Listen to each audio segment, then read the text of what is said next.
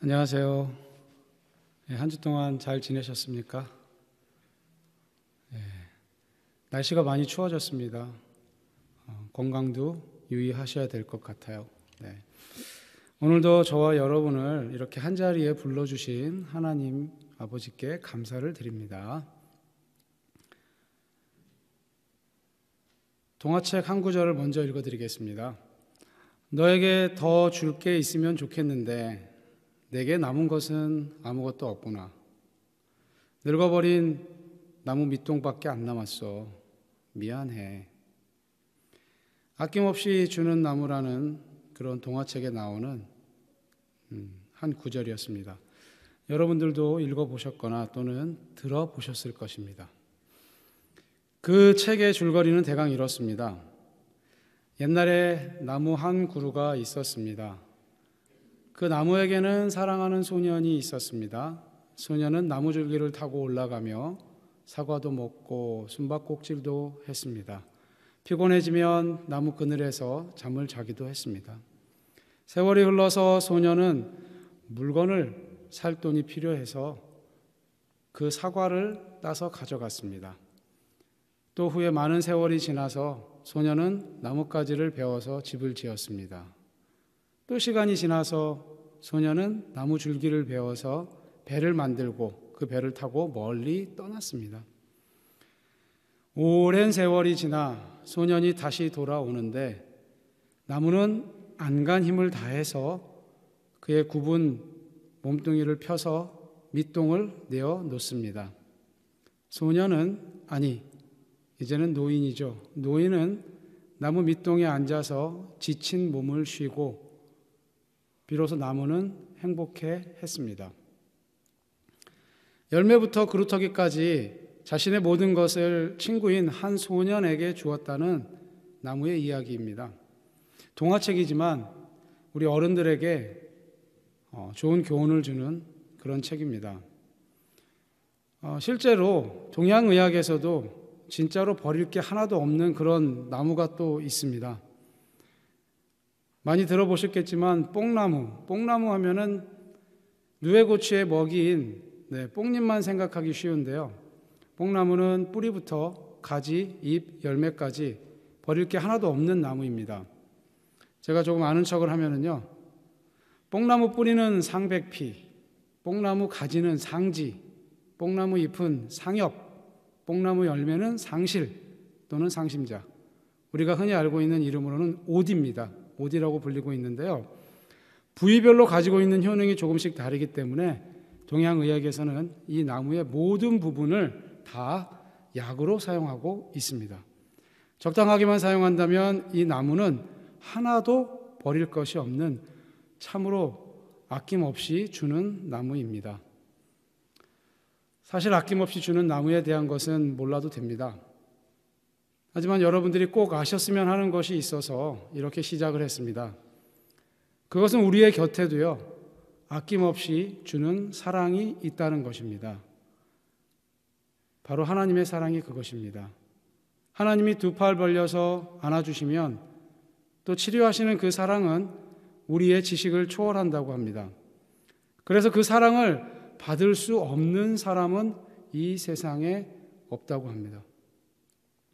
하나님의 사랑은 지나치게 아낌없이 주어지기 때문에 우리들의 일반적인 생각으로는 이해하기 어려울 때가 너무 많습니다. 그리고 이렇게 아낌없이 베풀어주는 그 사랑을 베푸는 사람이 있다면 그 사랑은 또한 합리적인 사람들이 생각하는 그런 일반적인 기준들을 뛰어넘어 버려서요, 어쩌면 평범한 사람들이 보기에는 바보처럼 보이기도 할 것입니다.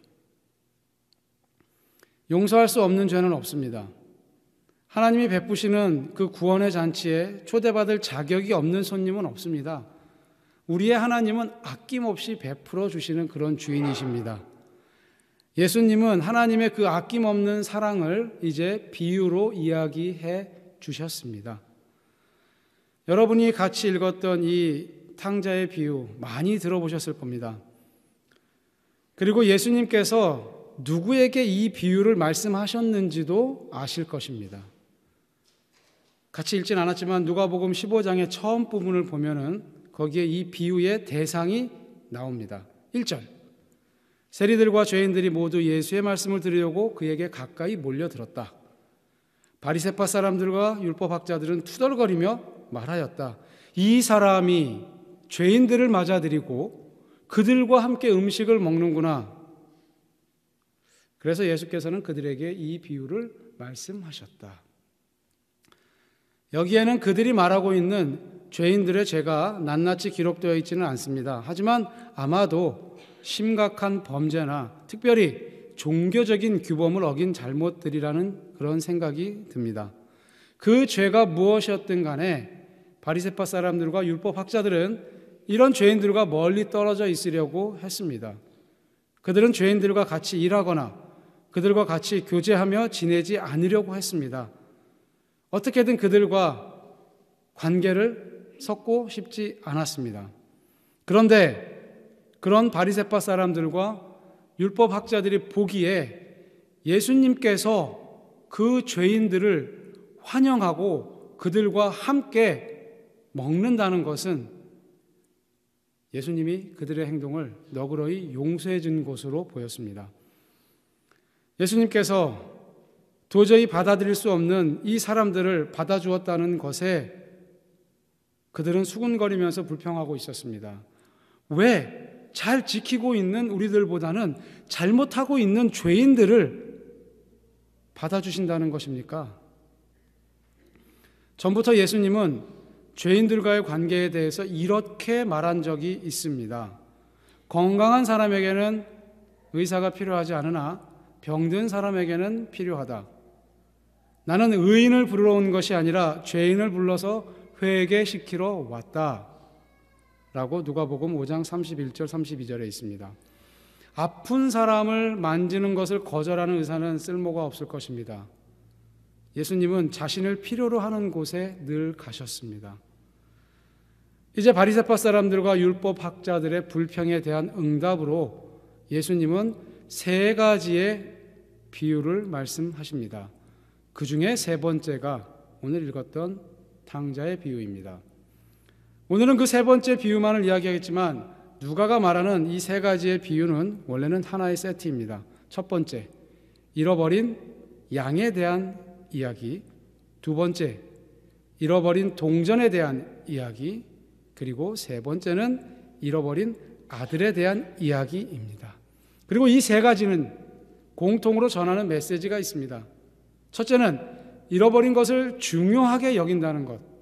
둘째는 찾거나 기다리고 있는 사람이 있다는 것. 셋째는 잃어버린 것을 다시 찾았다는 것. 그리고 마지막으로 되찾은 것에 대한 기쁨과 잔치가 있다는 것입니다. 탕자의 비유로 알려져 있는 이 세 번째 비유는 그래도 사람들이 많이 선호하는 성경 이야기 중 하나입니다. 왜냐하면 이 이야기 속에 나와 있는 아버지가 집을 나갔던 아들을 용서했다는 그런 내용이 우리에게도 세상에 살면서 우리가 크던 작던 어떤 죄를 짓건 간에 하나님은 우리를 늘 용서하고 기쁘게 맞아주실 것이라는 그런 내용이 들어있기 때문입니다. 네, 그것도 여기에 들어있는 확실한 메시지이긴 합니다. 하지만 정확히 말씀드리면 우리는 작은 아들뿐만 아니라 큰 아들에게도 주의를 더 기울여야 합니다. 아니, 이미 크리스천이라고 불리고 있는 우리들에게는 큰 아들에 대한 메시지가 더 중요할 수도 있습니다. 왜냐하면 다시 말씀드리지만 이 비유는 예수님께서 바리새파 사람들과 율법학자들이 한 그 불평에 대한 응답으로 주신 것이기 때문입니다. 당연히 비유 속에 큰 아들의 이야기는 그들에게 하는 이야기입니다. 때문에 큰아들에 대한 부분은 그들의 마음을 찔리게 했습니다. 처음 들을 때는 그냥 불쾌할 수 있는데 조금 더 깊이 생각하고 또 자세히 들여다보면은 훨씬 더 많이 기분이 나쁘고 불쾌해집니다. 11절, 12절을 보겠습니다. 예수께서 말씀하셨다. 어떤 사람에게 아들이 둘이 있는데 작은 아들이 아버지에게 말하기를 아버지, 재산 가운데서 내게 돌아올 몫을 내게 주십시오 하였다. 그래서 아버지는 살림을 두 아들에게 나누어 주었다. 신명기 21장 17절을 보면 자녀가 유산을 받을 때 장자가 다른 아들보다 2배로 받는다고 되어 있습니다. 아버지의 재산은 아들의 수보다 항상 하나 더 많은 수로 나누어집니다. 만약 2아들이 있다면 재산은 3수로 나누고요. 3명의 아들이 있다면 재산은 4수로 나누어집니다. 장자는 그 중에 2를 받고 나머지 아들들은 하나씩을 받는다는 이야기입니다.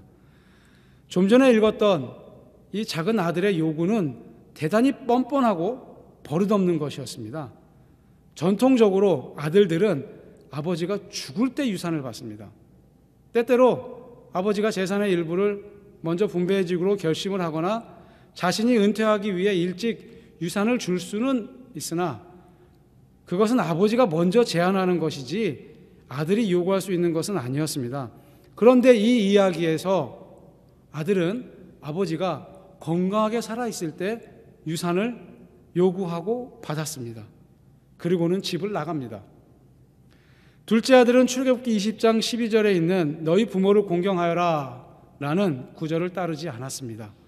때문에 이 둘째 아들은 죄를 지은 것입니다. 아버지의 권리를 주제넘게 침범을 했고요. 마치 아버지가 죽은 것처럼 취급을 했습니다. 늙은 부모에 대한 의무도 무시했고 집을 떠남으로써 가족관계도 깨뜨렸습니다. 이런 행동은 그 당시 유대인의 문화권에서는 대단히 수치스러운 일이 아닐 수 없습니다. 아버지는 그런 아들의 행동이 부끄러웠을 것입니다. 이웃들의 눈살을 찌푸리는 모습을, 자신들에게는 그런 아들이 없다는 것을 그들이 하나님께 감사했을 것입니다. 보통의 아버지라면 그런 요구를 하는 아들을 꾸짖었을 것입니다. 네, 재산을 나눠주기는커녕 훈계했을 것입니다. 그런데 이 아버지는 재산을 아들에게 나누어 주었습니다. 잘 보시면 아버지는 살림을 2 아들에게 나누어 주었다라고 12절에 나와 있습니다. 이 아버지는 유산을 요구하는 그런 작은 애들에게만 재산을 나눠준 것이 아니라 2 아들에게 모두 나누어 주었습니다. 큰아들은 장자이기 때문에 당연히 둘째보다 더 많은 재산을 받았을 것을 우리는 예상할 수 있습니다. 이제 13절부터 16절까지 있는 말씀을 보겠습니다. 며칠 뒤에 작은 아들은 제 것을 다 챙겨서 먼 지방으로 가서 거기에서 방탕하게 살면서 재산을 낭비하였다. 그가 모든 것을 탕진했을 때에 그 지방에 크게 흉년이 들어서 그는 아주 궁핍하게 되었다. 그래서 그는 그 지방의 주민 가운데 한 사람을 찾아가서 몸을 의탁하였다. 그 사람은 그를 들로 보내서 돼지를 치게 하였다. 그는 돼지가 먹는 쥐염 열매라도 좀 먹고 배를 채우고 싶은 심정이었으나 그에게 먹을 것을 주는 사람이 없었다. 우리는 작은 아들이 유산에서 자기 몫을 요구했을 그 당시에 정확히 그의 마음이 어떠했는지는 알지 못합니다. 정말로 방탕한 생활을 꿈꾸고 있었는지 아니면 그 재산을 크게 늘려볼 꿈을 꾸었는지 알 수 없습니다. 그의 본래 목적이 무엇이었든 간에요, 그에게 이제 더 이상은 부모의 간섭이 없었기 때문에 소비하는 생활에 더 쉽게 젖어들었을 것입니다. 여기서 예수님은 방탕한 삶의 의미를 그저 우리들의 상상 속에 남겨두었습니다. 뒤에 30절에서 큰아들은 작은 아들이 창녀들과 어울렸다고 비난합니다. 하지만 그것이 사실인지는 알 수가 없습니다. 우리는 항상 더 큰 자유를 원합니다. 원하는 것을 할 수 있기를 늘 바랍니다. 때론 목돈을 가지기만 한다면 큰 돈을 벌 수 있으리라 상상도 해봅니다. 누군가의 간섭을 피해 집을 떠나기만 한다면, 또는 새 차를 갖기만 한다면, 직장 상사의 잔소리에서 벗어나기만 한다면, 가족의 책임을 벗을 수만 있다면, 이 빚을 다 갚을 수만 있다면, 다시 대출받을 수만 있다면 하고 말입니다. 재미있는 것은 복권 당첨자들과 졸부의 삶이 이 작은 아들의 경험과 비슷할 수도 있다는 것입니다. 꿈꾸었던 부유함도 인격 성숙을 만들 수는 없는 것 같습니다. 이 작은 아들이 처참한 인생으로 떨어졌다는 것은 너무도 쉽게 알 수 있습니다. 구약의 신명기 14장 8절에 보면 돼지들은 발굽은 갈라졌지만 새김질을 하지 않으므로 너희에게 부정한 것이다. 너희는 이런 짐승의 고기를 먹어서는 안 되고 그것들의 죽음도 만져서는 안 된다. 유대인들은 돼지와의 어떤 접촉도 피했습니다. 그런데 이 작은 아들은 돼지들을 돌보아야 했습니다. 돼지들의 먹이를 정리하고요. 또 돼지들과 밀고 밀리는 일을 참아내면서 역겨운 냄새를 맡으면서 심지어는 돼지의 위치를 부러워하면서 이제는 돼지의 먹이를 탐내는 처지로 전락하고 말았습니다. 16절에 보니까 아무에게도 그에게 주는 사람이 없었다고 합니다. 드디어 이제는 돼지보다 못한 인생으로 떨어져 버렸습니다. 그는 이제 인생의 끝을 보았습니다. 17절부터 19절입니다. 그제서야 그는 제정신이 들어서 이렇게 말하였다. 내 아버지의 그 많은 품꾼들에게는 먹을 것이 남아도는데 나는 여기서 굶어 죽는구나. 내가 일어나 아버지에게로 돌아가서 이렇게 말씀드려야 하겠다. 아버지, 내가 하늘과 아버지 앞에 죄를 지었습니다. 나는 더 이상 아버지의 아들이라고 불릴 자격이 없으니 나를 품꾼의 하나로 삼아 주십시오. 회개한다 라는 것은 다시 아빠라고 말하는 것을 배우는 것이라고 합니다. 하늘에 계신 나의 아버지에게 믿음을 두는 것입니다. 아버지의 집과 품으로 돌아가는 것입니다. 아버지라는 의미가 잘 와닿지 않으십니까? 그러면 어머니라고 생각하셔도 됩니다.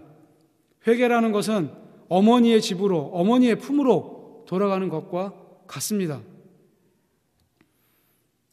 하지만 이 작은 아들의 이렇게 갑작스러운 깨달음은 완전한 회개의 매우 짧은 부분에 불과합니다. 그가 자신의 죄를 인정하는 말을 했다고 하더라도요, 회개라기보다는 오히려 자신의 처지에 대한 계산을 하고 있는 모습을 우리는 또다시 엿볼 수 있습니다. 자신의 죄를 속죄한다기보다는 아버지를 어떻게 설득을 할까? 자신이 가족들에게 입힌 상처보다는 오히려 몰락한 자신의 처지에만 더 관심이 있는 것 같기도 합니다. 단지 그는 부모님의 집에서 주워 먹는 바닥신세가 타지의 바닥신세보다 낫다고 생각했을 뿐입니다. 22절이나 26절을 보면 그의 아버지에게는 노예도 있었는데 이 아들의 말로 미루어 짐작하면 그는 노예가 아니라 오히려 고용인이나 하인으로 삼아달라고 부탁하려는 것 같습니다. 우리가 생각하기에는 노예를 고용인보다 더 못한 위치로 생각하기 쉽지만 성경학자 린드버그라는 그런 학자의 말에 의하면 그 당시에 노예는 오히려 가족들과 더 가까워서 가족의 한 일원이라고 이렇게까지도 말할 수 있으면서 또 종종 주인 대신 직접적인 그런 관리자로서 일하기도 했다라는 것입니다. 그에 비하면 하인은 필요에 의해 고용되는 임시직으로 오는 그런 사람들이라고 이렇게 이야기를 합니다. 작은 아들은 가족에서 가장 먼 위치라도 좋으니까 아버지의 허락을 받고 싶은 것이었습니다. 20절에서 24절을 보겠습니다. 그는 일어나서 아버지에게로 갔다. 그가 아직도 먼 거리에 있는데 그의 아버지가 그를 보고 측은히 여겨서 달려가 그의 목을 껴안고 입을 맞추었다. 아들이 아버지에게 말하였다. 아버지, 내가 하늘과 아버지 앞에 죄를 지었습니다. 이제부터 나는 아버지의 아들이라고 불릴 자격이 없습니다. 그러나 아버지는 종들에게 명령하였다. 어서 가장 좋은 옷을 꺼내서 그에게 입히고 손에 반지를 끼우고 발에 신을 신겨라. 그리고 살찐 송아지를 끌어다가 잡아라. 우리가 먹고 즐기자. 나의 이 아들은 죽었다가 살아났고 내가 잃었다가 되찾았다. 그래서 그들은 잔치를 벌였다. 흉년이 작은 아들을 구원하는 계기가 되었습니다. 밑바닥 인생이 되고 나서야 그는 집으로 돌아갈 생각을 할 수 있었습니다. 하나님은 종종 우리를 깨닫게 하시기 위해서 시련을 사용하십니다. 이런 경우 우리는 참으로 비참한 생각이 먼저 듭니다. 하지만 하나님은 이런 시련에서도요, 우리를 능히 구원하실 수 있습니다. 우리는 작은 아들이 그의 첫 번째 발걸음을 아버지께로 돌이켰다는 것에 큰 의미를 두고 주목해야 할 것입니다. 이제는 아버지가 유일한 희망입니다. 만약 아버지가 그의 제안을 거절한다면 어떻게 되었을까요? 그렇게 된다면 작은 아들이 아버지께 저질렀던 짓을 명확히 듣거나 보고서 알고 있었던 아버지 주변의 이웃들을 오히려 작은 아들은 찾아다니면서 다시 떠돌아야 하는 신세가 될지도 모른다는 것까지 염두에 두고 있었을 것입니다. 그는 이 사실도 잘 알고 있었을 것입니다. 그렇기 때문에 그는 이제 입이 마를 때까지 아버지에게 할 말을 연습을 하면서 이제 길을 걸어가고 있습니다. 길을 걸은 그 아들의 모습을 우리는 상상할 수 있습니다. 그가 아직도 먼 거리에 있는데 그의 아버지가 그를 보고 측은히 여겨서 달려가 그의 목을 껴안고 입을 맞추었다 라고 되어 있는데, 아버지가 아득히 먼 거리에서 아들을 본 것은 결코 우연의 일치가 아닐 겁니다. 아버지는 자주 그 길을 응시하면서 많은 시간을 보냈을 것입니다. 그의 아들이 보이기를 간절히 바라면서요. 아버지가 처음 아들의 그 실루엣을 보았을 때 그의 심장 박동이 막 빨라지는 것, 이것이 느껴지십니까? 아들이라는 것이 눈에 확실해질 때까지 계속 보고 그랬을 것입니다. 그는 눈을 가늘게 뜨고 보다가 아마도 젊은 노예에게도 확인을 시켰을 것입니다. 그리고 마침내 그의 아들이라는 확신이 든 시점에서는요, 그의 가슴은 동정심으로 가득 차게 되었고요, 그 두 눈에는 눈물이 고였을 것입니다. 그는 이제 더 이상 가만히 참고 있을 수 없었을 것입니다. 이제 그는 모든 체면을 다 던져버리고요, 달려갔습니다. 혹시나 모른 척하지 않을까, 버림받지 않을까, 이런저런 걱정과 두려움 속에서 고개 숙인 자기는 아들을 아버지는 그냥 달려가서 냅다 껴안았습니다. 혹시나 이 상황을 목격한 사람들은요, 달려가고 있는 그 아버지가 저 사람 맞아? 품이 없고 이상하다고 생각했을지도 모릅니다. 하지만 아버지에겐 그들의 시선은 안중에도 없었습니다. 아버지는 아들을 맞이했습니다. 이것은 구원의 순간이었습니다. 아버지는 그의 가족과 하인과 노예 그리고 이웃들에게 이 남루하고 더러운 옷을 입은 남자를 자신의 귀한 아들로 다시 정화시켰습니다. 아버지가 아들을 거부하지 않고 받아들였기 때문에 이제는 그 어느 누구도 이 둘째 아들을 거부할 수가 없었습니다. 아들은 수없이 되새기던 말을 시작했습니다. 아버지, 내가 하늘과 아버지 앞에 죄를 지었습니다. 이제부터 나는 아버지의 아들이라고 불릴, 말이 다 끝나기도 전에 이 자신을 하인으로 삼아달라는 말을 꺼낼 틈도 없이 아버지는 아들의 입을 막고는 주저함 없이 어서 좋은 옷을 꺼내어 입히고 또 손에 반지를 끼고 발에 신을 신겨라. 신발도 없었던 모양이네요. 그리고 살찐 송아지를 끌어내 잡아라. 우리가 먹고 즐기자. 나의 이 아들은 죽었다가 살아났고 내가 잃었다가 되찾았다 라고 말을 합니다. 아니, 말하는 게 아니라 기뻐서 그냥 소리를 칩니다. 그렇습니다. 작은 아들은 너무 불쌍해 보였을 겁니다. 여러분도 아시는 말이 있습니다. 집 나가면 개고생이라는데 몰골이 말이 아니었을 것입니다. 금방이라도요, 길에 쓰러질 것처럼 땀을 흘리며 덕지덕지 때가 묻은 채 돼지 우리에서 입고 있었던 그 불결하고 더러운 옷도 그대로였을 겁니다. 또 오랫동안 먹지 못해서 피골이 상접해 있었을 것입니다. 여러분의 자녀가 이런 상황이라면 여러분은 어떻게 하실 겁니까? 아마도 일단은 씻기고 또 밥부터 먹이셨겠죠. 야단을 치더라도 우선은 입히고 먹이고 나서 그렇게 하고 나서 이야기를 시작했을 겁니다. 이 이야기의 아버지도 같은 마음이었을 겁니다. 좋은 옷을 꺼내 입히고요, 신을 신기고 송아지를 잡아서 잔치를 벌이라고. 아들이 바랬던 것보다 그가 받을 만한 것보다 훨씬 더 많은 좋은 것들이 지금 주어지고 있습니다. 그렇습니다. 이것은 은혜의 순간이었습니다. 받을 수 있는 것, 아니 받을 수 없는 것이죠. 바라지 못한 것을 받는 그것이 바로 은혜입니다. 조건을 따지지 않고 주어지는 것이 은혜입니다. 조금 자세히 설명드리면요, 그 당시에 고기는 매일 먹는 음식이 아니었습니다. 특별한 때를 위해서 마련하는 것이었습니다. 살찐 송아지는요, 특히 가족이 자신들을 위해서 특별히 기른 동물입니다. 다른 소들은 풀을 먹이지만 이 송아지는 곡물을 먹입니다. 어디에서도 이런 소고기는 살 수 없습니다.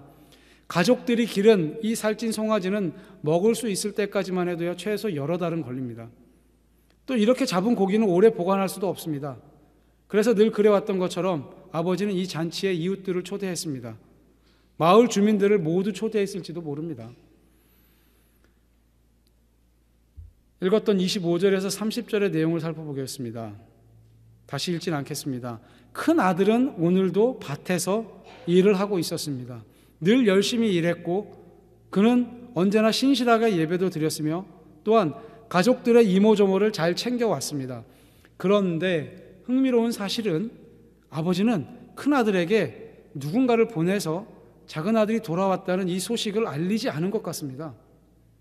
큰아들이 잔치가 있다는 것을 알게 되었던 것은요, 다름 아니라 음악 소리와 춤추며 노는 소리 때문이었습니다. 고요한 밭에서 하루 종일 일하며 지치고 더러워진 몸을 힘없이 끌고 오던 사람에게 이 음악 소리와 춤추는 소리는 더없이 그의 쓸쓸함을 한층 깊어지게 했을 거라고 그런 생각도 듭니다. 알고 봤더니 자랑스럽지 않은 동생이 돌아왔고요, 잔치는 바로 그 영화롭지 못한 그 동생을 제자리에 앉히기 위해서 열려지고 있었습니다. 당연히 큰아들은 화가 났습니다. 그런데 아무리 그렇다고 해도요, 아버지가 연 잔치에 큰아들이 들어가지 않았다는 것은 또다시 이웃 사람들 앞에서 아버지를 욕되게 하는 것이었습니다. 마치 작은아들이 아버지 재산을 미리 달라고 요구해서 아버지를 이웃 사람들에게 욕되게 한 것처럼 말입니다. 그래서 28절에 보면 아버지가 손수 나와서 그를 달래었다고 이렇게 되어 있습니다. 아버지는 순종하지 않는 큰아들에게도 똑같은 은혜를 베풀었습니다. 작은아들에게 그랬던 것처럼 큰아들과도 화해를 하기 위해서 직접 밖으로 나왔습니다. 다른 점이 있다면 작은아들은 염치가 없지만 염치에도 불구하고 그의 아버지에게 마음을 열었으나 큰 아들은 그의 마음을 더욱더 곤고히 했다라는 것입니다. 이것은 아주 중요한 대목입니다. 아버지의 기쁨은 또다시 산산이 부서졌습니다. 한 지붕 아래 모든 가족이 다시 모인 것을 축하하고 있었는데 큰아들은 여전히 밖에 있는 것입니다. 분열이 끝난 것을 축하하고 있었는데 가족은 또 다른 곳에서 깨졌습니다. 큰아들은 이렇게 말합니다.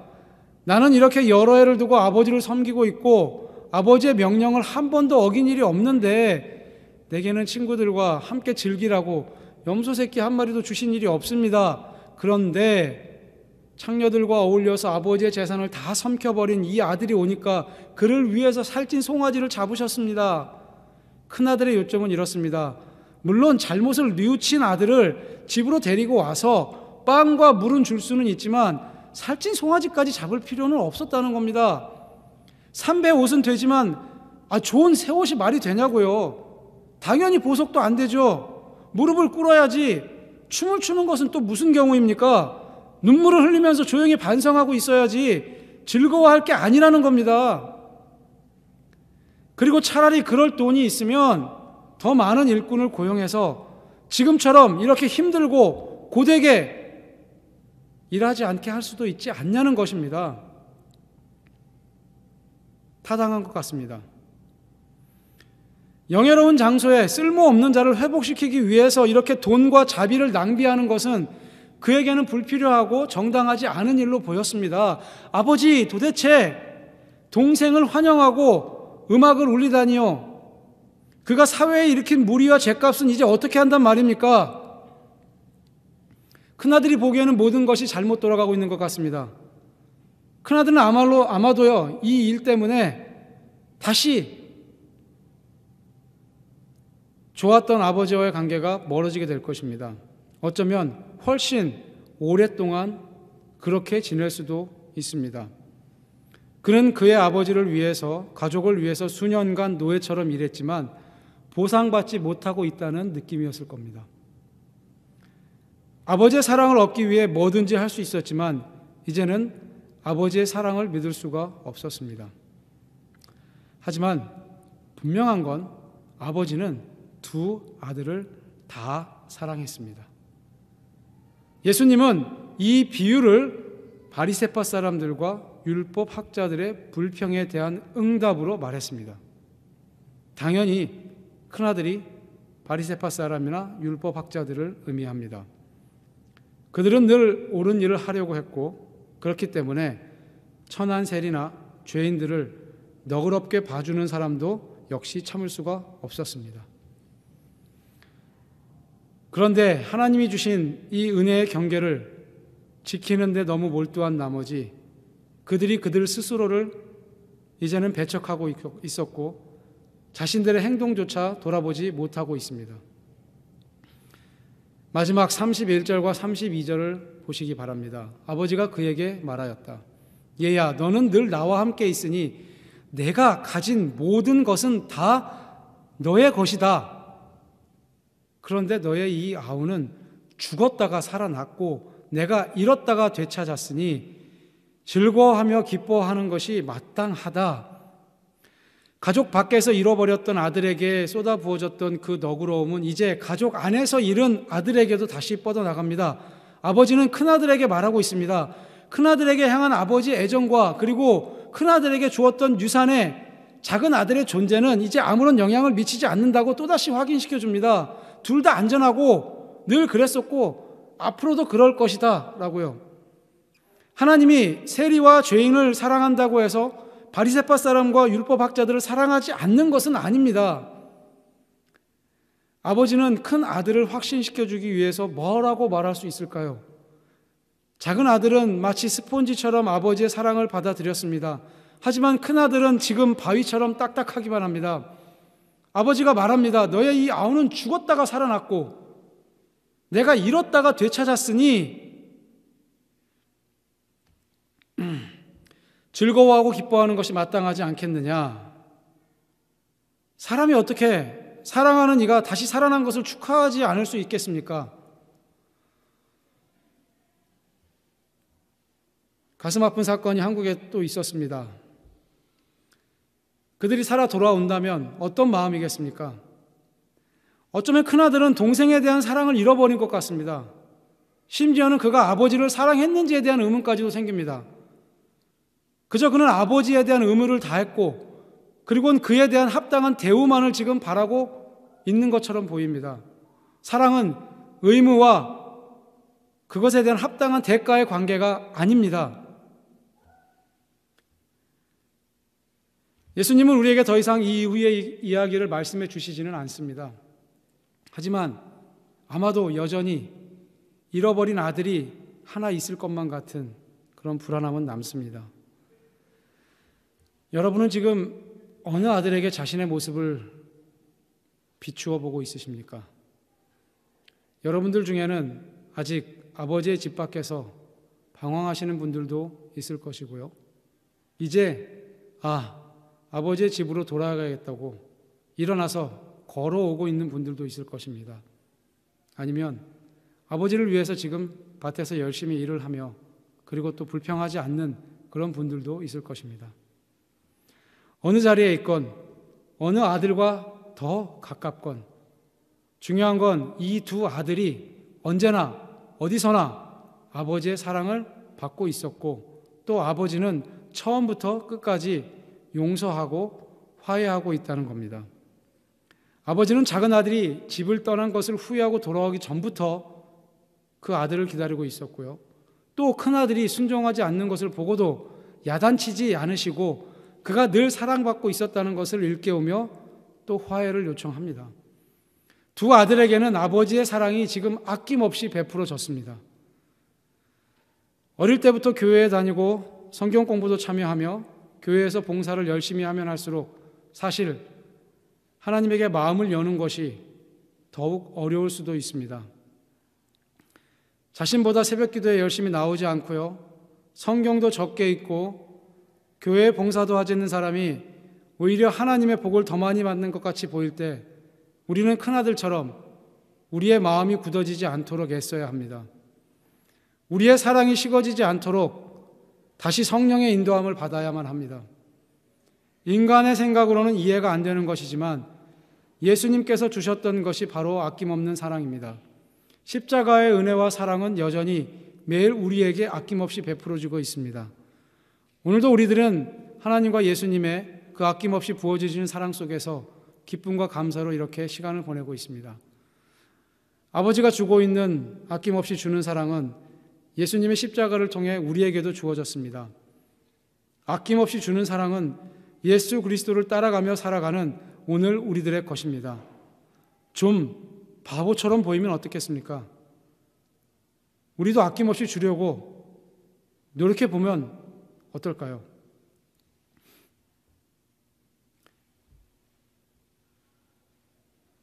한글학교 수업 시간에, 제가 한글학교를 하고 있는데요, 한글학교 수업 시간에 한 학생이 친구들에게 자기의 간식을 나누어 주면서 함께 먹자고 했습니다.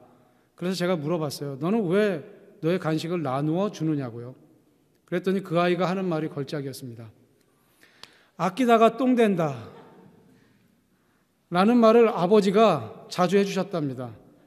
그래서 그 말이 자기에게는요, 너무나도 이해가 되기 때문에 내 손에 있는 똥보다는 다른 사람에게 간식이 되는 것이 더 좋을 것 같다고 했습니다. 뭐 적용이야, 이유야, 어떻게 됐든 간에요, 너무나 우리가 잘 알고 있었던 그런 말이었지만은 그것을 바로 행동으로 실천하고 보여주고 있었던 이 아이에게 저는 그날 다시 배우게 되었습니다. 예, 그렇습니다. 아끼면서 살아야 하는 것이 우리의 지금 현실의 상황입니다. 그렇지만 아끼지 않아도 되는 것도 있습니다.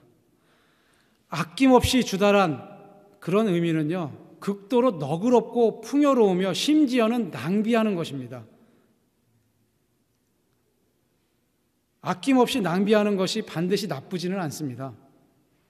미래의 걱정 때문에, 자존심 때문에 지금 여러분이 가지고 있는 그 사랑을 아낄 필요는 없습니다. 사랑은 결코 아껴두는 것이 아니라는 생각이 듭니다. 하나님 나라의 계산은 우리가 생각하는 것과 다른 것 같습니다.